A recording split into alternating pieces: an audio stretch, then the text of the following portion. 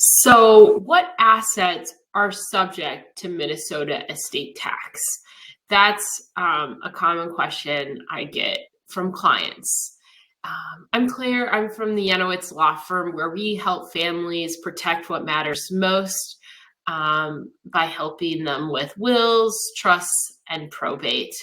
Okay, let's get started. What assets are subject to Minnesota estate tax? Well, if someone is considered a Minnesota resident, which is a topic for another video, but if you live in Minnesota, most of the time your house is here, you're based out of Minnesota, you're a Minnesota resident at the time of death.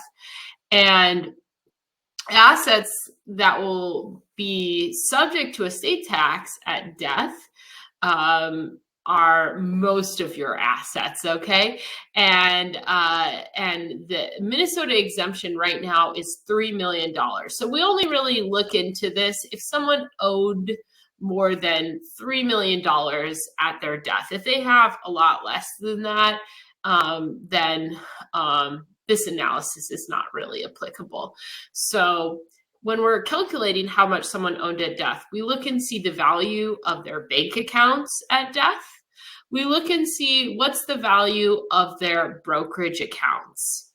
Now, some people think that life insurance is not subject to estate tax. And that is, I think, oftentimes they're confusing that with income tax.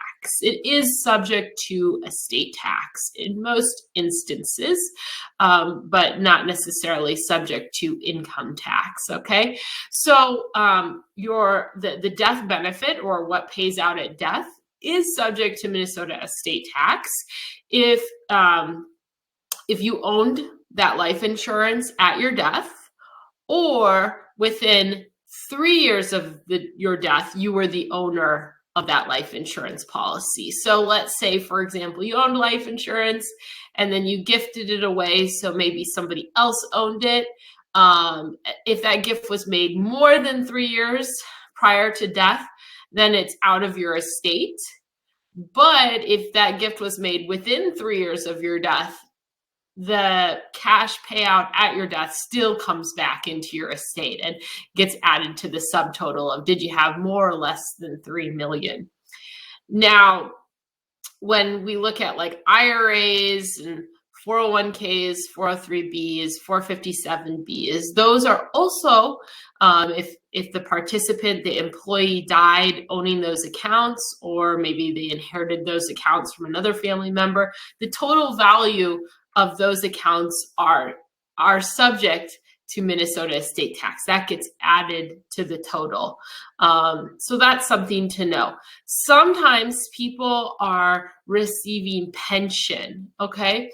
And if those pension payments stop at death, then that's not part of the estate, okay? There's no more that is going to pay out on those pension accounts. So we don't need to calculate anything with the pension accounts. However, if there is still a payout on those pensions, and that usually happens most often if there's like a surviving spouse, and it was elected that at the first spouse's death, the surviving spouse, so maybe husband died, but at his death, wife is still going to receive those pension payouts. Then what we have to do is we have to calculate the value of the payout expectancy for the wife in this instance, which oftentimes is a factor of what is her IRS life expectancy, what's her life expectancy,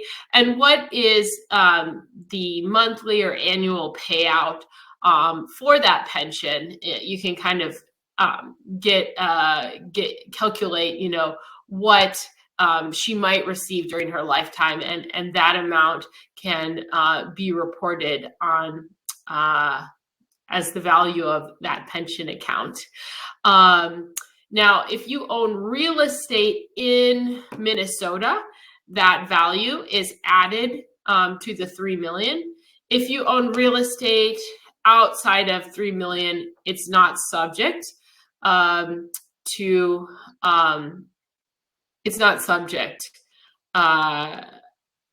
to the Minnesota estate tax.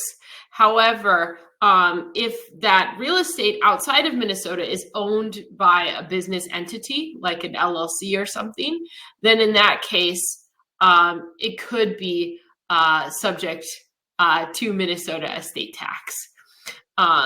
So as you can see, it's a little bit complicated there.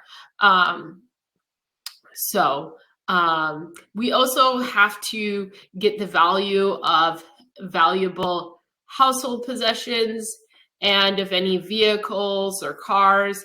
That all gets added to items that can be subject to Minnesota estate tax.